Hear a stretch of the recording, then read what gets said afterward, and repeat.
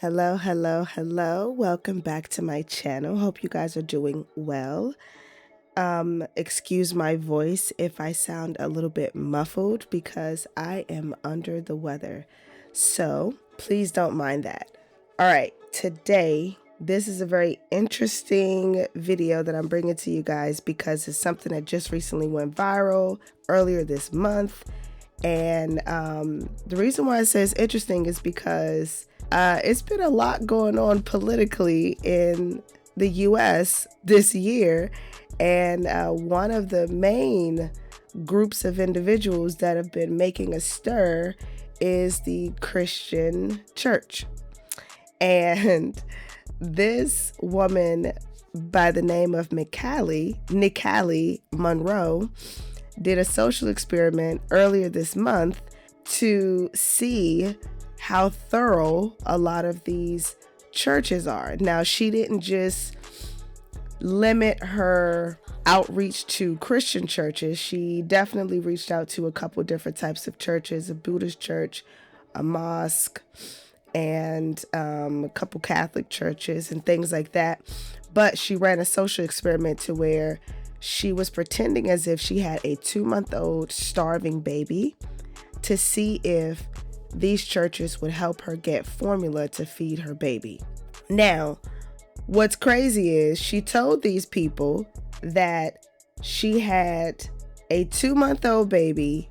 On some of the videos, towards the middle of her experiment, she started using an actual crying baby sound effect in the background. And it, honestly, I was shocked by the results of adding the baby crying in the background. I'll just let you know now, it did not make a difference. Let's play this first video so you can kind of get a feel of like what her experiment was about. And let's see if this particular church is actually going to help her.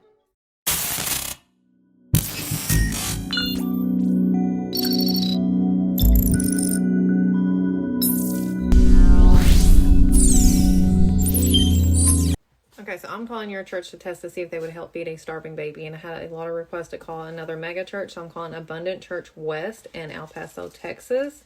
So we are going to call to see if they would help feed a starving baby.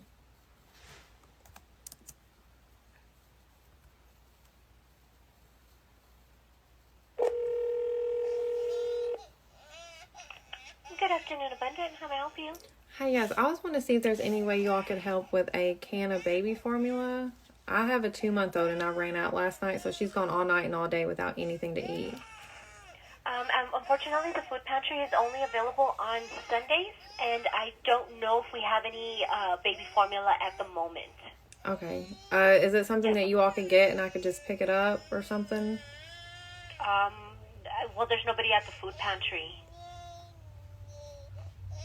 Okay, you don't have a pastor that could get it? Oh, I'm sorry, I'm not understanding your question. We don't have like food products for babies. We only have for older people, like canned foods and noodles and stuff like that available. Okay. I'm just curious though. Are you all a pro-life church? You mean, if you like, I can go ahead and take your information, and you're more than welcome to ask a pastor those information. Actually, no. I actually don't even have a baby. This is actually just a social experiment to see which churches would actually help feed a hungry baby that hasn't ate all night. Whoa! That's the first time ever. Whoa! She hung up on her. That was crazy. I've never had anybody hang up on me. Oh my God. That was hilarious. I was not expecting for that one. Now, granted, that was a typical reaction. I'm not gonna lie. Like, for anybody who gets caught in the situation, especially women, I mean, I'm not gonna front. Man, women, if you catch them in a situation and they feel like, oh, she caught me, like, they will hang up on you real fast. So, boy, oh boy, I was not expecting that. So she has over like 38 of these videos where she's called like a bunch of different churches. And that's hilarious that was the first time out of all the ones that I've seen. And I've seen probably about 25 of them so far. that was the first reaction of someone ever hanging up on her. So also with how she ended off her statement, where she kind of went into letting the person know that it was a social experiment. In the beginning, she wasn't doing that. So I could see how the woman got startled and was just like, oh shit, like this one of these people on TikTok. I'm sure that's what she thought. And then she just hung up. So that was crazy. But yeah, so you saw that she had the crying baby in the background. Literally, if that was me, I would have been extremely concerned. The woman didn't even ask her any questions or anything. And she told her like, hey, like my baby hasn't eaten. My 2-month-old has not eaten for almost 24 hours. Like she said the day before, that was the last time the baby ate, and the baby screaming in the background. And like, you're talking about a fucking pantry. Like, are you serious? And what's so crazy is it's like, if you know your pantry is closed, you don't think like, okay, this is an emergency. Like clearly, let me at least try to reach out to someone directly to see if I can like get something going for her or help her find something, you know? So it's just like a lot of them was just like that. They just immediately like brushed her off, didn't even try to attempt to call any other organizations to see if they could quickly get maybe her a bag of a formula or a bag of like rice milk or something, like mashed potatoes or something, right?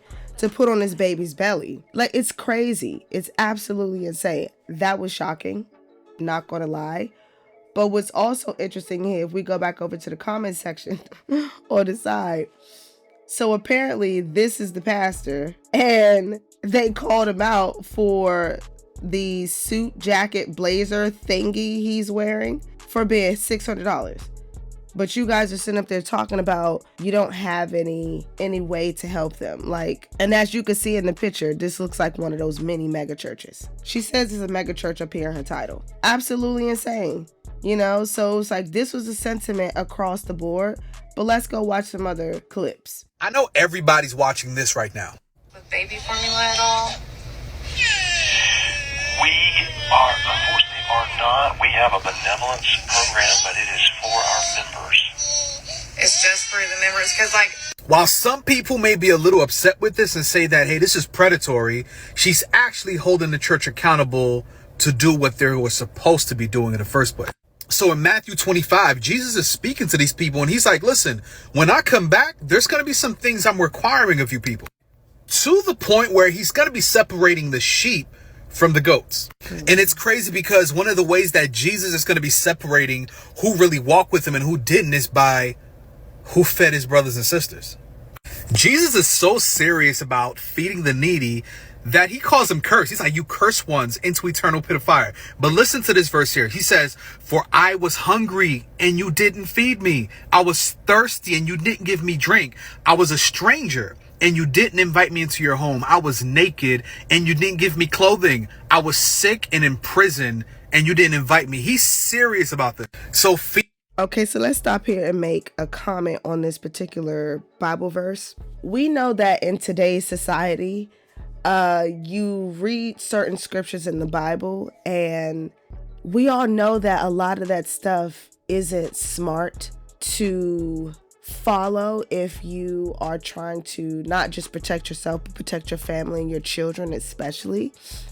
So one of the things that I find a bit troubling about this particular verse is, I was a stranger and you didn't invite me into your home. You would be an absolute fool of a person if you think that that was a good bit of advice to follow, no matter who it is, especially if you have children.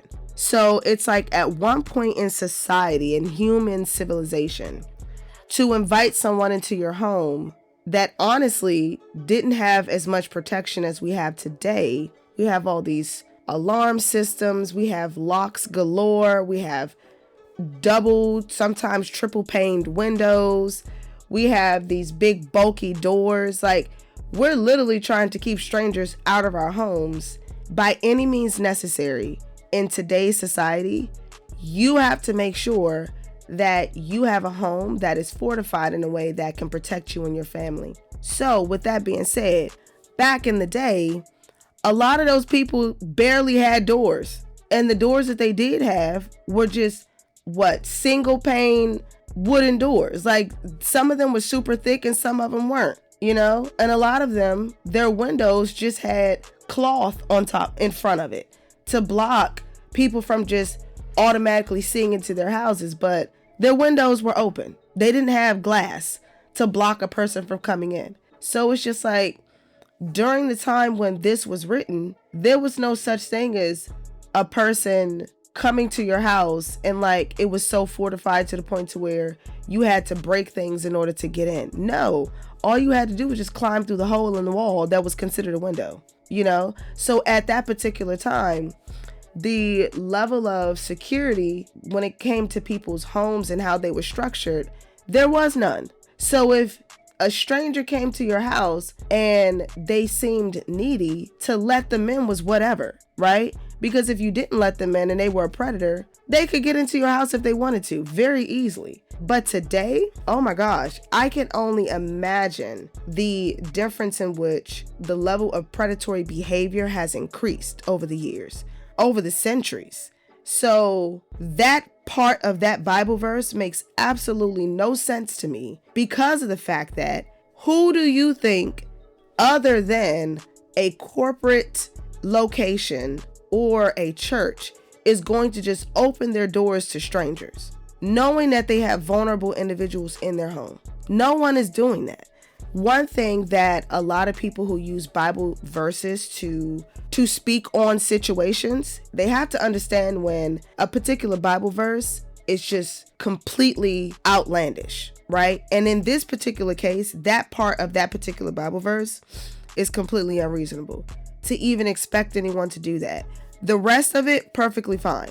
And for me, I've actually let strangers into my house. I've literally allowed for individuals that I barely knew at my church stay with me and my family for a couple of days because they were in need. Because I do really good at reading people's energy. I know if a person is actually dangerous or not. I've let strangers in my house before. And even I think that part of that verse is absolutely absurd. But let's continue.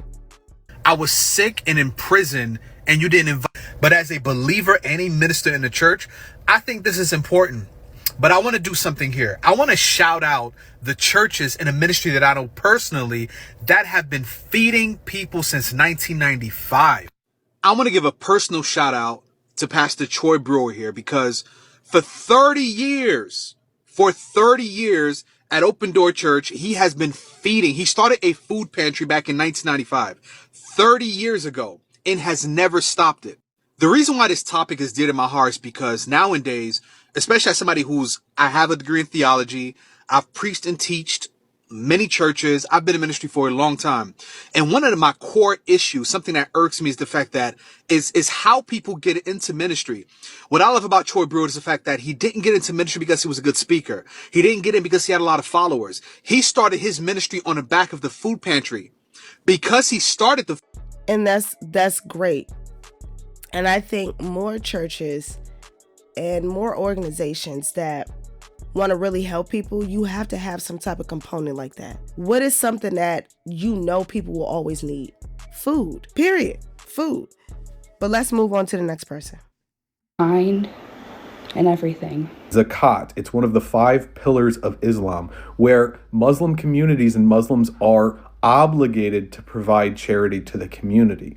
Churches, they are not obligated. We hope that they're going to be able to be philanthropic and donate into their community. And my church has a food bank that I'm very proud of, but not every church has a discretionary fund. As a pastor, I have a discretionary fund, but also there's a scam going on right now in churches. My assistant this week got a text saying, "Hi, this is Pastor Burke, Pastor Tom. Can you send me the directory of the church?" Because what scammers do is they go through the directory of church. He's already losing me.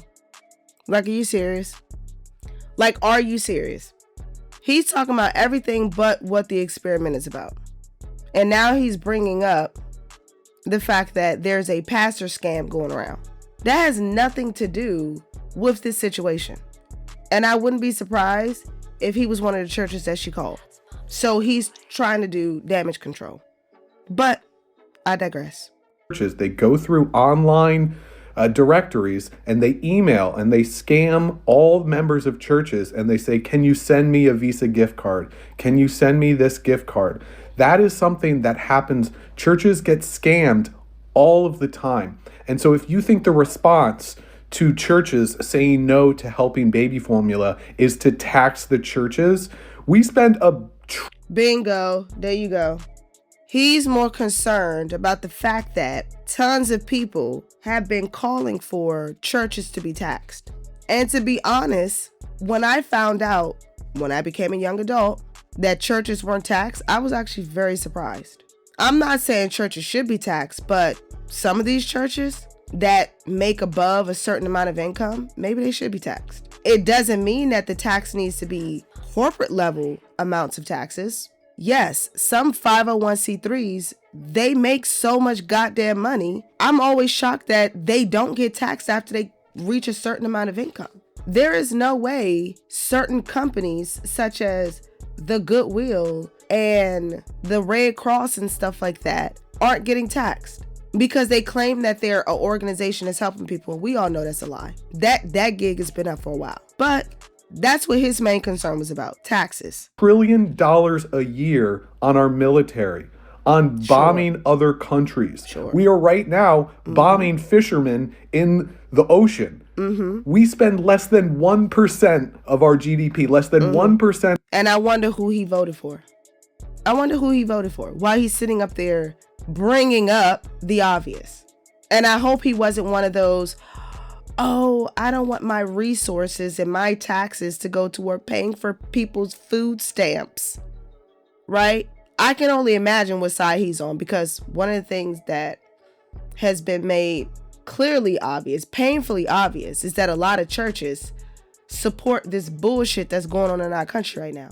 But again, I digress. Of our budget on helping poor people, on food aid, on SNAP, on food assistance. So I don't understand why people want to tax the church when that tax money is just going to the military. Churches, the money that is donated to churches as a nonprofit or charity has already been taxed. And I understand that people want the money that I make and I go to the grocery store to purchase food.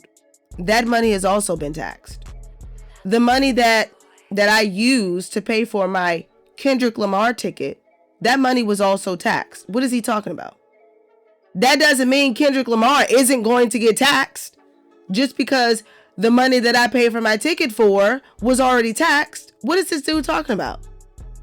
See, when people are so quick to try to make silly justifications to take the real lens off of them to avoid the thing that's going to hold them actually accountable, God forbid, they just start making silly comparisons. That doesn't even make any sense. Oh, the money that people are paying in tithing is already taxed. Yeah, the money that I'm using to purchase my groceries is already taxed. That does not stop them from charging me taxes at that goddamn cash register. People on food assistance, people who need baby formula should get that help.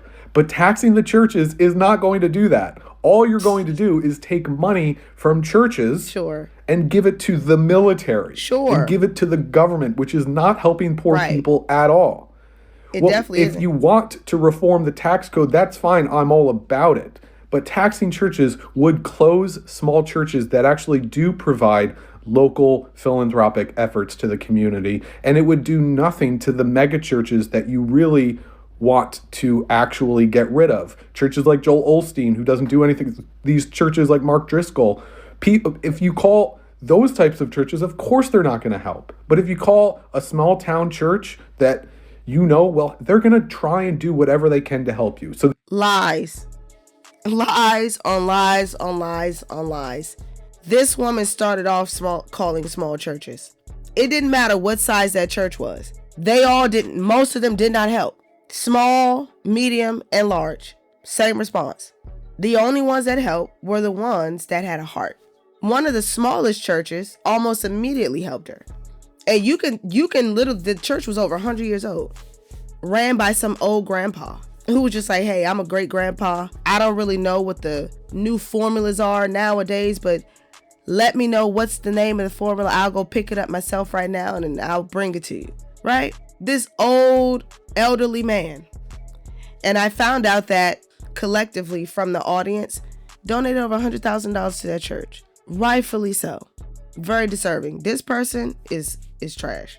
This person is trash. Talk about being selfish.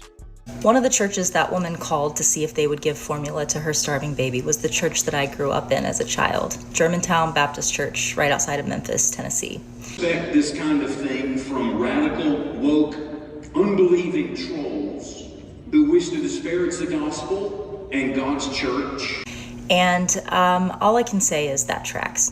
So I will say that that church was one of the few that actually did say yes, but on one condition. Do you go here? Are you a member? And that is code for, do you tithe here? Have you helped us contribute to our huge media command center? Have you participated in helping us purchase this 2-story tall poinsettia Christmas tree in our main lobby? Have you pitched in towards the camels that we've rented and the heated tent that we're going to be putting them in for our Christmas pageant, where we can more authentically show you the Middle Eastern migrant that we all worship? Because at the end of the day, it really is about that. Now, I went to that church, it's going on 30 years ago. I'm sure a lot has changed, but it does appear that a lot has remained the same. When I went to that church, I heard a sermon where I was told, if you showed up here in a motorcycle, turn around and go home.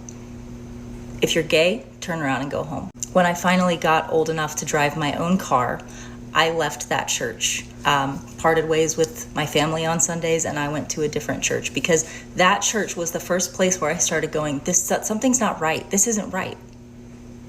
This does not feel like Jesus at all. Now, I probably have some people who are seeing this who I grew up with who still go to that church. And to you guys, I say, I think that you need to just sit with some of the discomfort here, because watch this clip. I'd like to have my own social experiment, if I could, for just a second. If somebody walked in the back door right now asking for a can of baby formula, how many of you would help? Just show by a raise of hands. There's your social experiment. That's who GBC is. And of course you would. If someone came to your face and asked you for help, you would absolutely give it. I know you would. But that's the thing about this cruise ship Christianity that churches like that are doing, is they are lulling you into this sense that doing what Christ asked us to do is a choice that we get to do when it feels good, when it feels comfortable, when the right person asks, rather than it being a command from Christ. He went on to say in a different clip that I don't have yet, if I do, I'll drop it here, that that woman is trying to steal your joy. This church and many churches like it, that's what they believe, that your faith, your Christianity, your everything that you're doing in your faith is about your personal comfort and your personal joy. And someone holding a mirror to your face and saying, the fruit isn't fruiting, this is not the fruit of Jesus, that does feel bad. That does steal your joy. And I think, though, what you need to do with that is be with that, like hold on to it for a minute, that discomfort. Exactly. She's exactly right. She's exactly right. You can't sit there and get upset because a magnifying glass was placed over you and the organization that you thought you had developed. People get so caught up in their success that they don't see how it's ruining them, how it's transforming them into being shallow individuals. Because to ask her, was she a member? What are you here for? Are you here to only serve people that are willing to give you money and to actively tithe? Is that what your whole purpose is? That doesn't make any sense to me. Because if you're going to run this like how people run paid communities, then you need to be taxed. Period. End of story. It should be embarrassing. It should be embarrassing that this church has as much opulence as it has, while there is still so much homelessness and hunger right there in Memphis, Tennessee. And you'll say, well, they do donate, they do charity, they do contribute. I'm sure they do. And yet there is still hunger and homelessness in Memphis, Tennessee. And there is a church with all of that wealth using it on renting camels. Okay. When I came back to Memphis to do my doctoral work and finish my PhD, I would go volunteer at a homeless shelter there where we would prepare the meals, serve the meals, and sit with these homeless people while they ate. And the people who ran that homeless shelter were begging us every week, us volunteers, can you stay longer? Can you do more? Can you come next week? Can you sit with them and just talk to them longer like they're human beings? There are not enough people helping. There is not enough money funding these places. And it should be embarrassing that a church like that has still got that much wealth left over after the good that they're doing. And there are homeless shelters that are barely able to feed all the mouths that are there.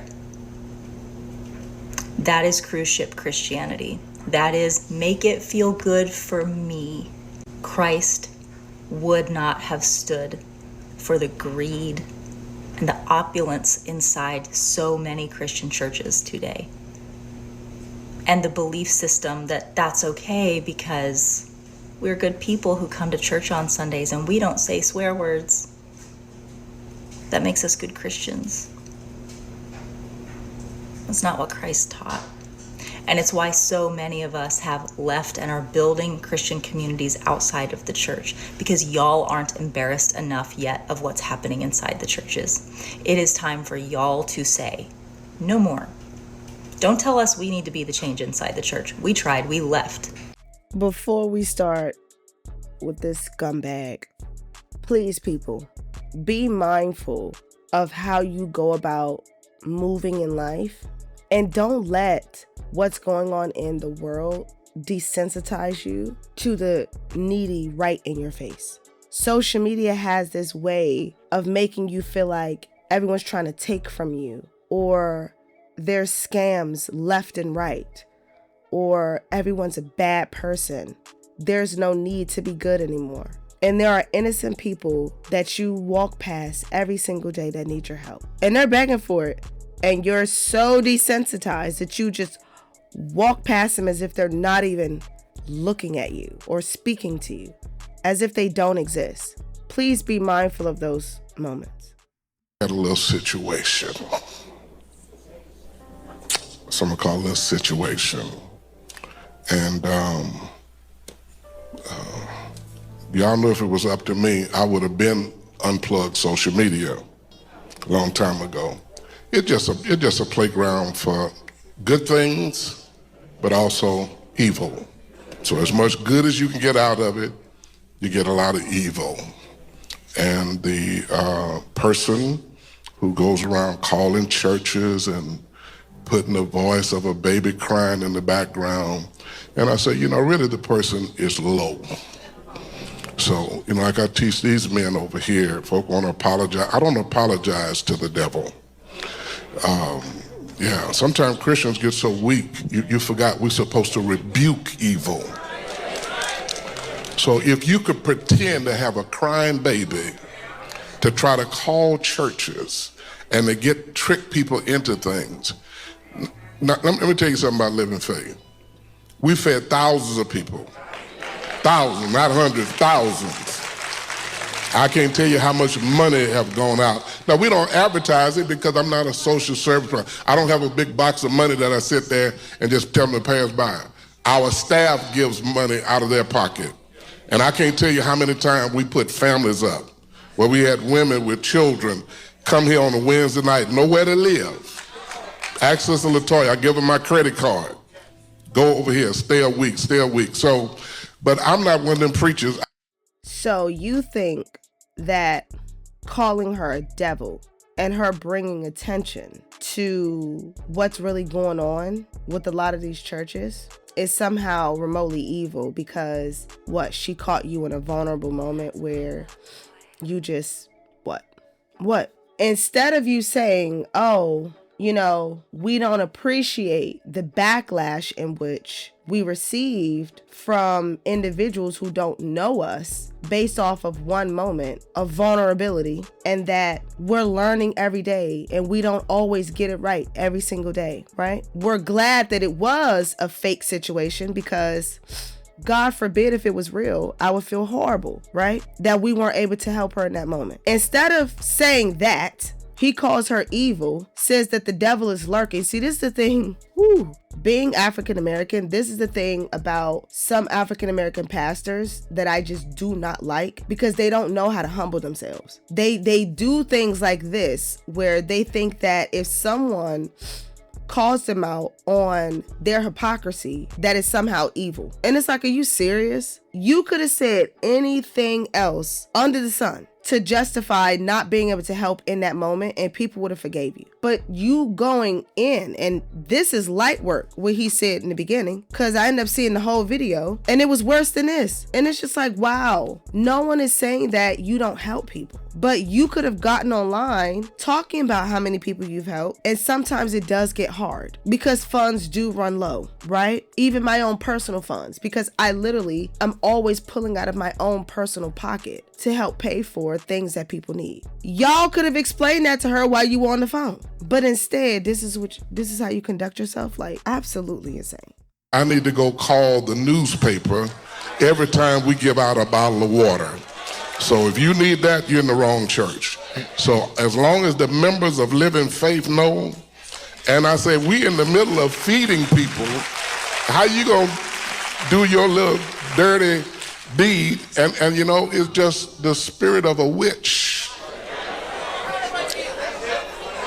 It's a witch. And my Bible says he do not allow that thing to live. So you have to watch when you fooling with God. I told him I had my scripture. I'm going to slip it in here this week. I didn't get a chance to share it out, Daniel chapter 5. What happened when you mess with the people of God? You taking your life into your own hand. Now, they might have a few little TikTok demons came up in here today. Please stay for the rest of the service. Please stay. But you will behave yourself. Because this is not one of them churches you're going to come and disrupt it. You will be dealt with very, very swiftly in Jesus' name. Now, I'm going to tell you what. Before I left out of my office, that I couldn't sleep last night, this little wink here and there. And at my young age, I need all the sleep I can get. But, what I need the Holy Spirit always is to guide me to do the right thing. You see. And so my first thing is to forgive them now. The other staff who got cursed out, think about it. You're going to provoke folk, and think about the evil people will call the church and curse the people out. I'm talking about all kind of vulgarity where you got to cut the phone off. Now, that's not people of God. That's the devil. Them folk, I rebuke you in Jesus' name. Now, I will agree with him there. How people handle situations like this is absurd. Like, a lot of these social media followers and shit like that, like, they just get psychopathic for no reason. There was absolutely no reason as to why y'all called them up and cursed these people out, knowing that it was that one individual that made the judgment call. But then you judge the entire church. I still have yet to actually see the call that she did for this particular church. So I'll go through her series on TikTok specifically to see if I can find this particular church. But it's just like what? Like the mega churches getting cursed out because of their processes, like Joel Osteen Church told her, yeah, we have a process. Like, we could submit an application on your behalf, but like, it'll take anywhere from a couple days to a couple of weeks. I have a screaming baby in the background, and you're going to tell me that I have to put in an application versus saying like, well, let me see what I can do. Hold on the line while I go make a phone call real quick. And she could have helped her find the formula. A lot of the times those people in those churches, they're just fiddling their thumbs, taking calls. Half the time, they're not even getting called as much as people like to think they are. They're just in the office watching videos and gossiping with each other, processing paperwork. So it's just like absolutely insane. He's right. People should not have called them up, cursing them out for a minute long interaction. Like, I'm sure the person from this particular church didn't like just say, oh, well, there's nothing we can do and and just hang up the phone. Shit, unless they did. I don't know. We'll have to see. But it's just like, I mean, I totally get that. Why he's upset. But at the end of the day, you calling her a witch, that's crazy. Especially you not even knowing what her background is. She has an insanely amazing background, which after she talked about it, it's like, oh, I see why she did it. Because she has a long history of seeing shit like this happen in organizations that get away with not paying taxes. And she actually herself gives a lot. That's what the social experiment was for. It's a lot of Christians running around talking about their Christian values, propping up individuals who presented themselves as not so good people on camera, but clearly they were quote unquote amazing people behind closed doors. Well, that shit don't count, you know? So it's like at the end of the day, this wasn't right at all. I'm not even going to continue what he's saying because, I mean, like I said, it got worse, but he's pretty much almost done talking about it. But at the end of the day, folks, just do better. Please, just do better. Just do better. Well, with that being said, I'm actually going to post another video so that you can see the follow-up of this experiment because, I mean, at this point, the experiment is over because it has gone viral, so much so that a lot of churches are shaking in their boots. So if you were to call a church right now and try to do this, 9 times out of 10, they're going to say yes. So it's going to be a fake response because they don't want to get canceled or they don't want to get harassed or they don't want for their church to be on the lineup of churches that show their true colors. So the experiment in my eyes is done. If she continues to do it, then, you know, so be it. But it's also been reported that other people started running their own versions of this same experiment. There was a lot of good that came from this. And I think that there's going to be a whole lot more good that's going to come from this. That has nothing to do with the churches, but then also a lot of churches, y'all need to fix your process. And that, for me, is what this experiment called out first and foremost. You guys have a broken process that you thought was good. Follow your own scripture. Literally, follow your own scripture. It's right there in the book. And also, stop hiding behind you donating to someone else's pantry and you depending upon that. And you thinking, okay, well, because we take a portion of our donations or tithing and we donate a portion of that to a different pantry and we outsource all of our giving to some food bank or we boomerang those efforts to a different church. A lot of them could have save face by actually just calling up the organizations themselves, seeing if they had what she needed or if someone could go pick it up. A lot of them just left her hanging. They didn't even say, oh, give me a second and let me make a phone call. Because when she said, oh no, I called them. Every person that they said, oh, did you call this person? Did you call this organization? Did you call this church? For the sake of the experiment, she said, yes, I called everywhere just to see how far they were willing to help her. And for most of them, they weren't willing to help her at all. So that's the video. I will be posting a follow-up video of her talking about her background and a couple follow-up videos after that for this particular experiment. I hope you guys are doing okay. I hope you guys are doing well. With all the bad things that are going on around the world right now, we need as much love and support from one another as possible. So keep your heads up and try to do as much as you can to help the next person in need.